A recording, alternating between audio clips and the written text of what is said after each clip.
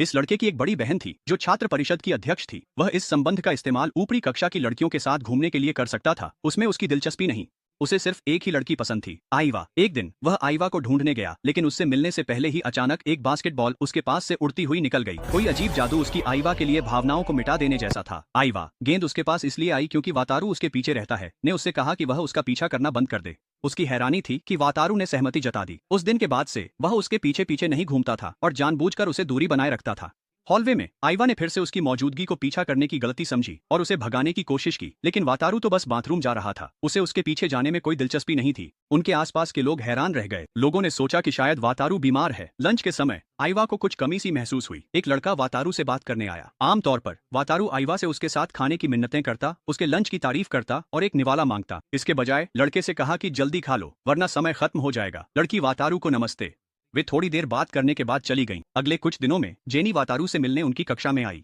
एक दिन आइवा ने उन्हें एक साथ देख लिया। आइवा ने बताया कि उसकी सफाई की ड्यूटी थी। उसकी आवाज में जलन झलक रही थी। आइवा की दोस्त उसकी मदद करना चाहती थी। उसने वातारू को जेनी के ब्रेकअप के बारे में बताया। जेनी का एक्स बॉयफ्रेंड कॉलेज का सेकंड ईयर का छात्र था और जेनी को पता चला कि वह आइवा को पसंद करता था। वातारू को एहसास हुआ कि जेनी की उसमें रुचि सिर्फ अपने एक्स को चिढ़ाने के लिए थी। उसने जेनी को बाहर बुलाया। उसने मिडिल स्कूल कहानी साझा की। एक बार उसने लड़की को प्यार का इजहार किया, लेकिन उसने उसका मजाक उड़ाया और बॉयफ्रेंड पिटाई कर दी। उसी दिन आइवा से मिला और पसंद करने लगा। भले ही साथ हो, खुशी की रक्षा चाहता था। वे देर तक बातें करते रहे। जेनी ने निष्कर्ष निकाला कि उसके एक्स की आइवा के लिए भावनाएं सिर्फ सुरक्षात्मक प्रवृत्ति थी। उसने उसे माफ कर दिया और अगले दिन वे फिर साथ हो गए। कुछ लड़कों ने सोचा कि जेनी ने वातारू को छोड़ दिया है और उसका मजाक उड़ाने लगे। वातारू को कोई फर्क नहीं पड़ा। उसने मजाक में कहा कि वह पहले ही तलाक की शर्तों पर चर्चा कर रहा है और उनसे कहा कि उसे परेशान न करें। वे हंसने लगे। घर पर वातारू ने अपनी आइवा गाओ बाई के बारे में सोचा और महसूस किया कि वह उसके लायक नहीं है। फिर अचानक आइवा वहां आ गई। वह इतना हैरान था कि ठीक से बोल भी नहीं पाया। उसने समझाया कि परिवार घर पर नहीं है और उसका कोई गलत मतलब नहीं था। वे सीधे मुद्दे पर आ गए। आइवा जानना चाहती थी कि उसका पीछा करना क्यों छोड़ दिया। वातारू ने फिर अपने जज्बातों का इजहार करने का मौका लिया। उम्मीद थी उसने उसे मना कर दिया। वातारू ने पूरी तरह से हार मानने का फैसला किया। उसकी बहन स्कूल से घर आ गई, जिससे उनकी बातचीत खत्म हो गई। वापस जाते समय आइवा ने सुना कि वातारू ने वादा किया कि वह उसे परेशान नहीं करेगा। उसने पूछा कि क्या वह लड़की को जानती है।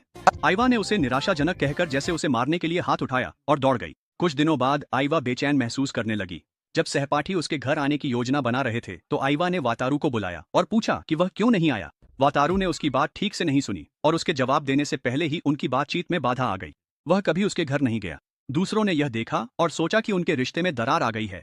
एक लड़के ने आइवा को पाने का फैसला किया। उसने वातारू से अपने आइवा के घर जाने का दिखाया और आइवा की छोटी बहन के साथ अपनी तस्वीरें दिखाईं। बिना किसी हिचकिचाहट के वातारू ने वह तस्वीरें उस लड़के की बहन को भेज दी, यह जानते हुए कि वह नाराज होगी। दोपहर खाने समय वातारू